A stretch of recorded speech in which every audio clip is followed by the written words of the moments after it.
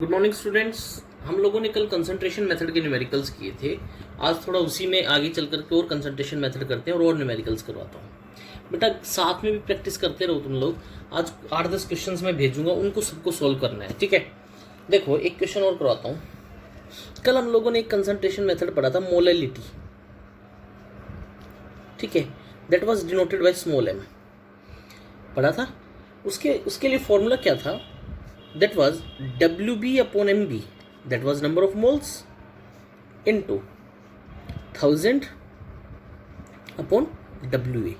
बोलो, weight of solvent WB upon MB n था, तो ये क्या होगा? Number of moles of solute divided by weight of solvent in kilograms. अगर ये किलोग्राम में होता तो ऊपर 1000 नहीं आता। अब एक न्यूमेरिकल करवाता हूं मैं। ए solution of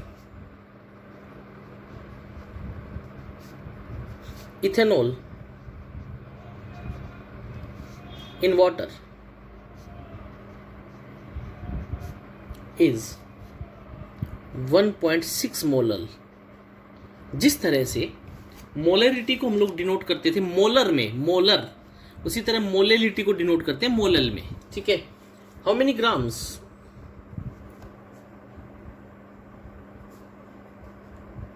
of ethanol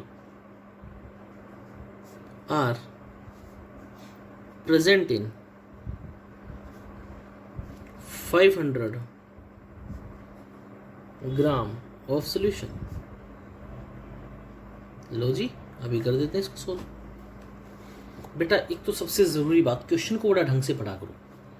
500 gram of solution है, लेकिन अपने पास फॉर्मूले के अंदर हम लोग क्या लेते थे? सॉल्वेंट। तो इसका मतलब इस सॉल्यूशन में से मुझे सोल्यूट की अमाउंट घटानी पड़ेगी, तब जो मेरे पास जो बचेगा वो क्या बच जाएगा? सॉल्वेंट। अब मोलैलिटी क्या है? मोलैलिटी दे रखी है 1.6 MB। इथेनॉल है C2H5OH, तो कितना हो गया? 46। और मोलर मास को डिनोट करते ग्राम पर मोल इनवर्स। अब फॉर्मूला रखो, मैं कहता हूं let mass of solute be x grams. इसका मतलब WB मैंने x मान लिया। फॉर्मूला लिखूं, 1.6 is equal to WBX upon 46 into 1000 upon x solute है। 500 ग्राम का सोल्यूशन था, तो क्या मैं 500 माइनस x कर दूंगा तो बताओ ये सॉल्वेंट बच गया या नहीं बच गया? कुछ नहीं है यार, बहुत आसान है। 500 ग्राम था, सॉल्यूशन था, ठीक है। सॉल्यूशन के बाद अगर मैं इसमें से x सोल्यूट घटा दूं तो ये सॉल्वेंट बच गया। अब मेरे पास, मैं इसको सॉल्व करूंगा तो ये आ गया 1.6 is equal to x into 1000 upon 46 500 minus x। इसको पूरा सॉल्व करेंगे तो आएगा 800 is equal to 1.6 x plus 21.74 x is equal to 823.70 x, और x कितना आ गया? 34.27 ग्राम। बोलो बेटा बात समझ में आई या नहीं आई? यही तो पूछ रखा था, how many grams of ethanol. तो कितने ग्राम्स इथेनॉल है? 34.27 ग्राम। एक न्यूमेरिकल और करवाता हूँ। न्यूमेरिकल्स मैक्सिमम किया करो। एक बेटा अभी आप लोग +1 में आए हो, एक बात मैं तुम लोगों से करना चाहूँगा। जिस बच्चे का न्यूमेरिकल स्ट्रॉन्ग होगा उसके लिए थ्योरी कुछ नहीं है, ठीक है। तो न्यूमेरिकल्स पे पूरा फोकस रखा करो। एक न्यूमेरिकल ना आए कोई बात नहीं, 2 ना आए, जितनी प्रैक्टिस करोगे न्यूमेरिकल उतने ज़्यादा आएंगे। और अगर न्यूमेरिकल पार्ट स्ट्रॉन्ग है तो आप लोगों का सारा पार्ट स्ट्रॉन्ग है। क्योंकि +1 में अगर मैं non medical point of view से बात करूं तो +1 के जो चैप्टर्स हैं, चाहे वो केमिकल इक्विलिब्रियम हो, आगे चल करके पढ़ेंगे, आयनिक इक्विलिब्रियम हो, थर्मोडायनेमिक्स हो, some basic concept of chemistry हो, न्यूमेरिकल पार्ट मैक्सिमम आना चाहिए। एक और करते हैं, कंसंट्रेटेड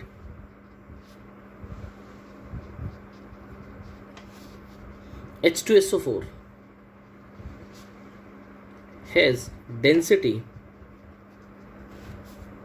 1.9 ग्राम पर ml and is 99% H2SO4 by mass, find molarity of solution. Molarity का फॉर्मूला पढ़ा था मैंने, बताया था, परसेंटेज बाय मास दे रखो, कल किया था यार numerical, x into D into 10 upon MB। अरे बोलो यार, x कितना परसेंट दे रखा है 99, डेंसिटी कितनी दे रखी है 1.9, 10 अपॉन MB, H2SO4 है तो 98, तो यहाँ से कैलकुलेट करोगे तो मोलरिटी आ गई 19.19। बोलो बेटा बात समझ में आई या नहीं आई? ये है। एक बेटा मैं आप लोगों से एक बात बताता हूँ, अगर मान लो क्वेश्चन में लिख रखे 1 मोलर, 1 मोलर, मोलर यानी कि क्या दे रखी है मोलरिटी, इसका मतलब बताऊँ क्या है, 1 mole of given solute is dissolved in 1 litre. अगर मैं कहूँ 2 मोलर तो 2 moles dissolved in 1 litre of solution. अब क्वेश्चन आ जाता है 1 मोलर और 2 molar, which one is more concentrated. Concentrated का मतलब होता है जिसमें सोल्यूट की अमाउंट ज्यादा हो, that is called as concentrated. अब देखो मैं कहता हूं 1 मोलर, तो इसको क्या बोलेंगे, इसकी मोलरिटी कितनी हो गई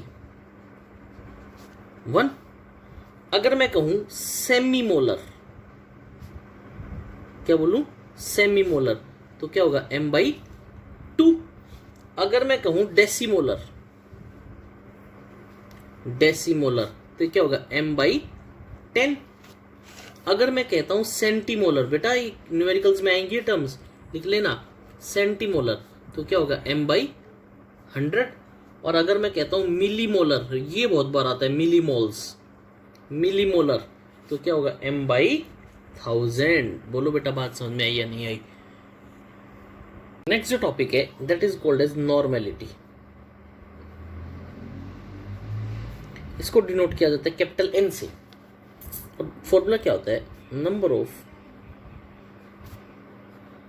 ग्राम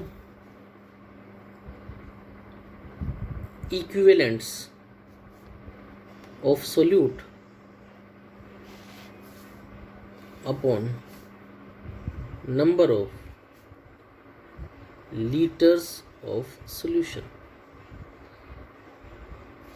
ये होता है नॉर्मेलिटी। अब ग्राम इक्विवेलेंट क्या होता है, एक सेकंड बताऊं, ग्राम इक्विवेलेंट क्या होता है। देखो ग्राम इक्विवेलेंट्स का मतलब क्या होता है, ग्राम इक्विवेलेंट को डिनोट किया जाता है E से, WB/EB, तो क्या होगा WB अपॉन जितना नंबर ऑफ, या एसिड है तो बेसिसिटी और बेस है तो एसिडिटी। ये एक सेकंड में समझाता हूँ मतलब क्या होता है। मान लो H2SO4 है, ठीक है, H2SO4 जब टूटता है तो ये कुछ ऐसा बनता है। एक तो बेटा हम लोग जनरली ऐसे लिख देते हैं, लेकिन ये एक 2 स्टेप प्रोसेस होता है। H2SO4 पहले टूटेगा H positive plus HSO4 negative ion में, फिर HSO4 नेगेटिव आयन टूटेगा H positive plus SO4 2 negative में। अगर मैं बात करूं HCl, तो HCl टूटता है H पॉजिटिव और Cl नेगेटिव में, ठीक है। उसी तरह ये तो बात हुई एसिडिटी की, कोई एसिड कितने H पॉजिटिव देता है वो होती है उसकी बेसिसिटी। तो H2SO4 की बेसिसिटी कितनी हो गई 2, HCl की बेसिसिटी कितनी हो गई 1। अगर मैं बात करूं H3PO4 की, फॉस्फोरिक एसिड, तो H3PO4 की बेसिसिटी कितनी होगी 3H positive plus PO4 3 negative, basicity कितनी हो गई 3। वेरी गुड, ये तो थी एसिड्स की बात। अगर मैं बात करूं बेस की, NaOH क्या देगा Na positive plus OH negative ion.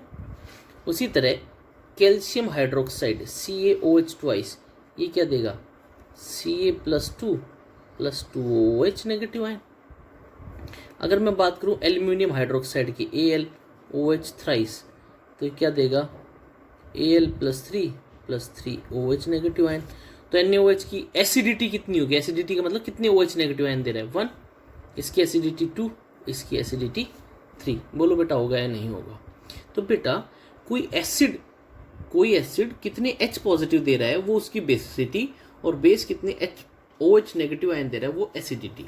अब अगर तुमसे कोई कहे H2SO4 का इक्विवेलेंट वेट बताओ, तो 98 मोलर मास अपॉन कितने H पॉजिटिव दे रहे हैं 2, तो इक्विवेलेंट वेट कितना हो गया 49। बोलो बात समझ में आई या नहीं है। अगर तुम्हें कोई कहे CaO, ये हो गया H2SO4 का, अगर तुम्हें कोई कहे कैल्शियम हाइड्रोक्साइड का बताओ, तो क्या हो गया 74 अपॉन 2 37। बोलो बेटा कर दोगे या नहीं कर दोगे। तो नंबर ऑफ ग्राम इक्विवेलेंट्स बना लोगे। कैसे बनता है number of gram equivalents, gram equivalents given upon equivalent weight into 1000 upon V।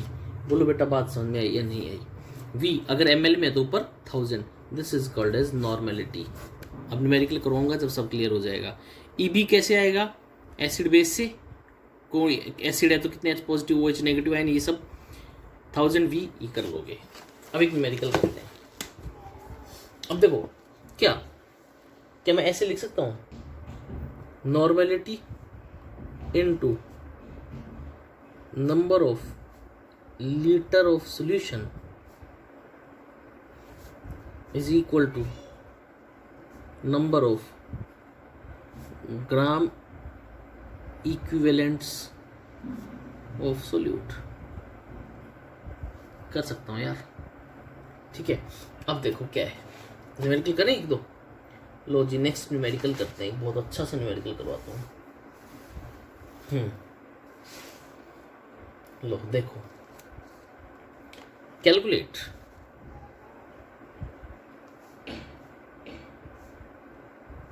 The molarity and normality of solution containing 3.15 gram of hydrated oxalic acid dissolved in 250 ml of solution। लो जी, molarity का formula क्या होता है, number of moles of solute dissolve by volume of solution in liters. लो जी ध्यान से सुनना, भी बहुत अच्छा न्यूमेरिकल है।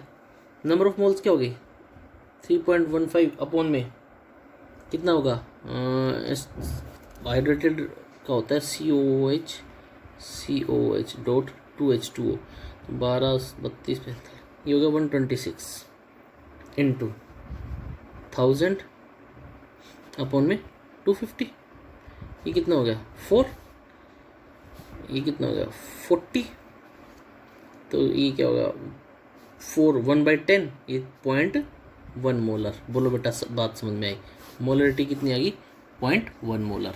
अब नेक्स्ट क्या है नॉर्मेलिटी। नॉर्मेलिटी क्या होती थी, नंबर ऑफ ग्राम इक्विवेलेंट्स,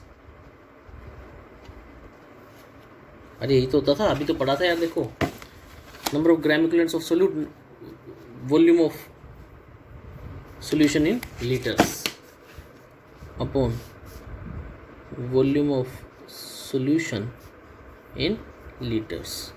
तो नंबर ऑफ ग्राम इक्विवेलेंट्स कैसे बनाते थे 3.15 अपॉन। अब देखो क्वेश्चन समझो, जब इसको मैं टूटेगा तो हाइड्रेटेड वाटर है, ये किस में टूट जाएगा 2H पॉजिटिव।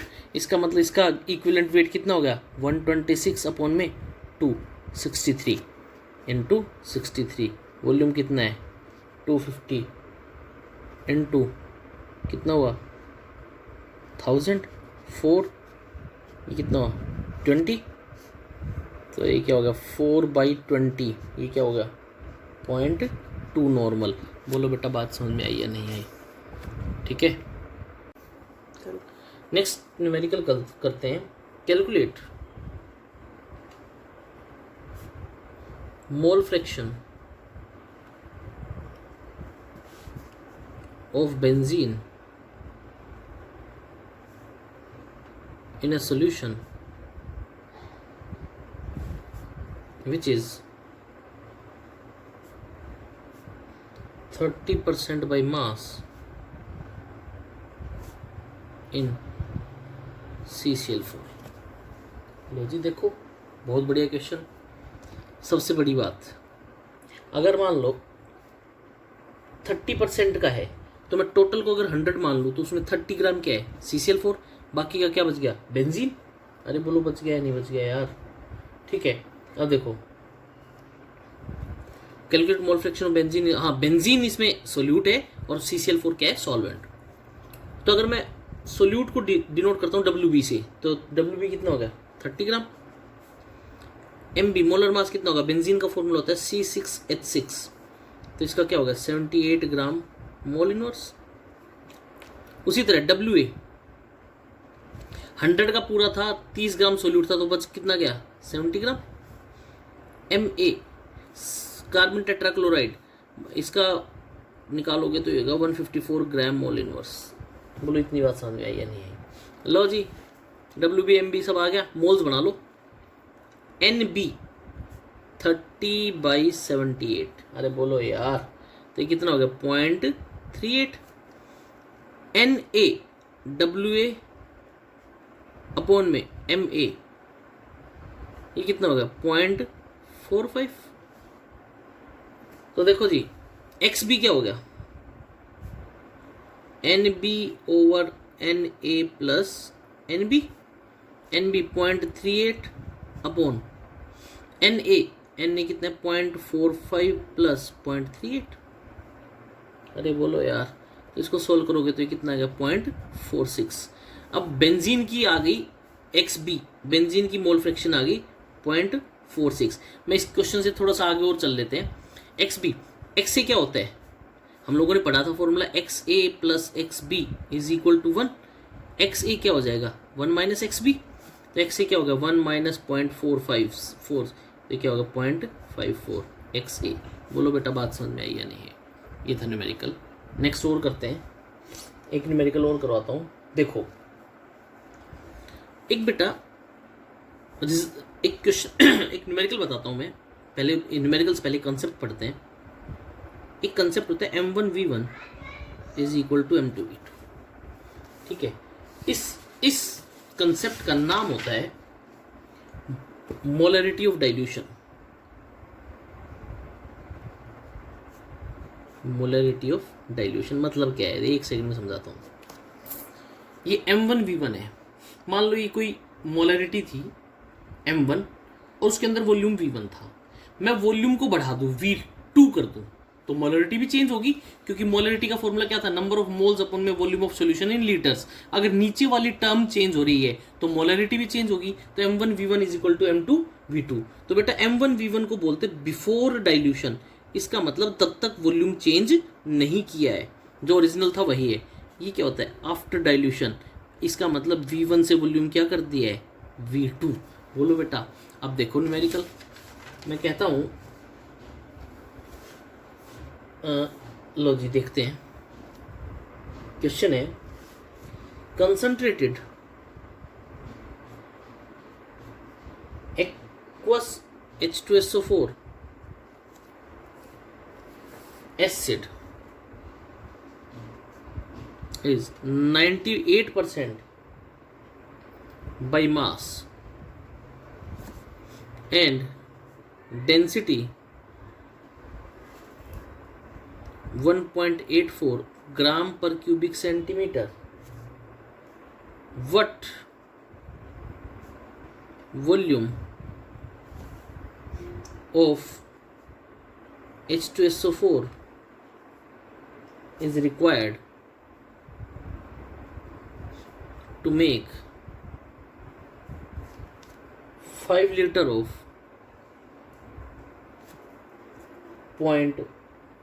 5 molar H2SO4। देखो कुछ नहीं, इस क्वेश्चन को समझो। Concentrated aqueous solution 98% by mass, density दे रखी है, यहाँ से एक मोलरिटी निकाल लोगे।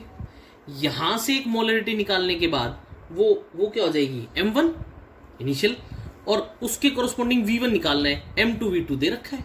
ये देखो अभी निकाल देते हैं।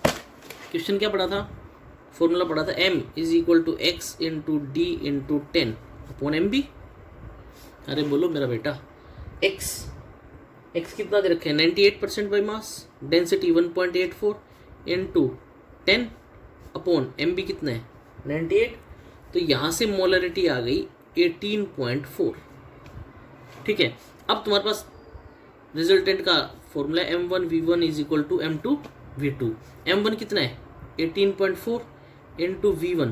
दूसरी मोलरिटी क्या दे रखी है क्वेश्चन के अंदर, चेक करो, 5 लीटर और 0.5 मोलर, 0.5 × 5 लीटर, वॉल्यूम यही तो है। अब V1 क्या हो गया, 0.5 × 5 अपॉन क्या है, 18.4। अब बेटा एक बात समझो, density 18% by mass, what volume, हाँ सही तो है क्या, 0.5, क्या मैं इसको ml बना दूं, ये हो गया। तो यहाँ से वॉल्यूम क्या आएगा, V1 = ml में आंसर निकालना है, वॉल्यूम आ जाएगा 135.86 ml। मेरे हिसाब से सबको समझ में आ गया होगा, बहुत सिंपल सा था। डायरेक्ट नॉर्मलिटी मोलरिटी के फॉर्मूले से मोलरिटी निकाल ली, फिर मोलरिटी 18.4 आई, इसके कोरस्पॉन्डिंग वॉल्यूम निकालना है V1, मैंने वॉल्यूम पुट किया और ये आ गया, इसके ऊपर बेसिक न्यूमेरिकल। नेक्स्ट जो रिलेशन पढ़ेंगे, that relation is relation between mole fraction and molality.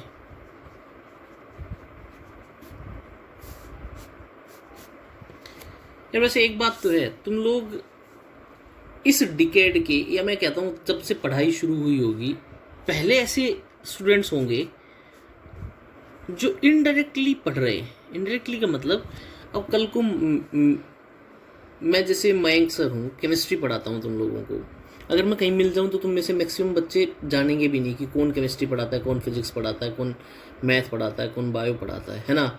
अजीबोगरीब तरीके से पढ़ रहे हो तुम लोग। चलो है तो है, लेकिन जो टॉपिक ना समझ में आए पर्सनल मैसेज करो कि सर ये नहीं समझ में आया, फिर से करवा देंगे। मैं फिर से कह रहा हूँ, न्यूमेरिकल स्ट्रॉन्ग करो, न्यूमेरिकल पार्ट स्ट्रॉन्ग होगा तो सब कुछ स्ट्रॉन्ग होगा। थियरी अपने आप से ठीक हो जाती है, न्यूमेरिकल अगर स्ट्रॉन्ग है तो। मैं क्या कहता हूँ, relation between mole fraction and molality, इसका डायरेक्ट रिलेशन तुम्हारे काम का है, लेकिन मैं फिर भी थोड़ा सा एक बार इसको सॉल्व करवा देते हैं। देखो बेटा, हम लोगों ने दो पढ़ रखे, XA mole fraction Na + NB पढ़ा हुआ है, उसी तरह XB को क्या पढ़ा हुआ है, NB / Na + NB, अरे पढ़ा है ना। हाँ तो देखो, अब देखो क्या मैं ऐसे लिख सकता हूँ, XB / XA। XB और XA लिखते ही क्या ये ऐसे नहीं हो जाएगा, NB / Na = WB / MB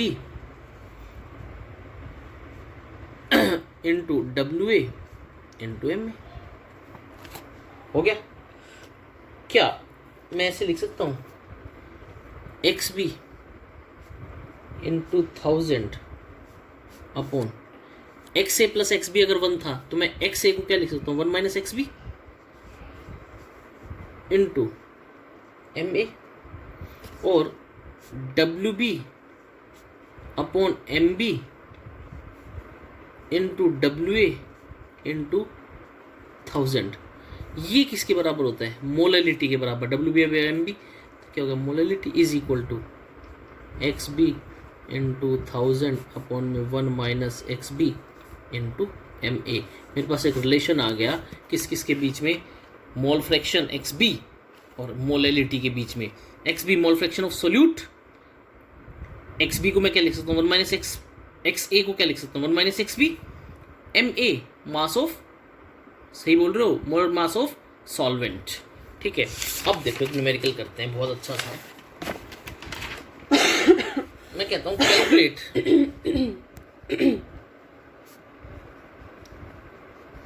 calculate.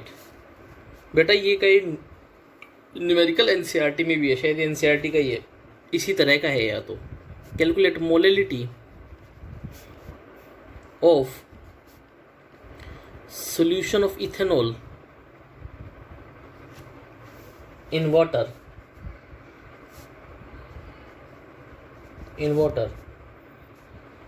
in which mole fraction is 0.04। तो मेरे पास फॉर्मूला क्या था, molality is equal to x B into 1000 upon 1 minus x B into M A.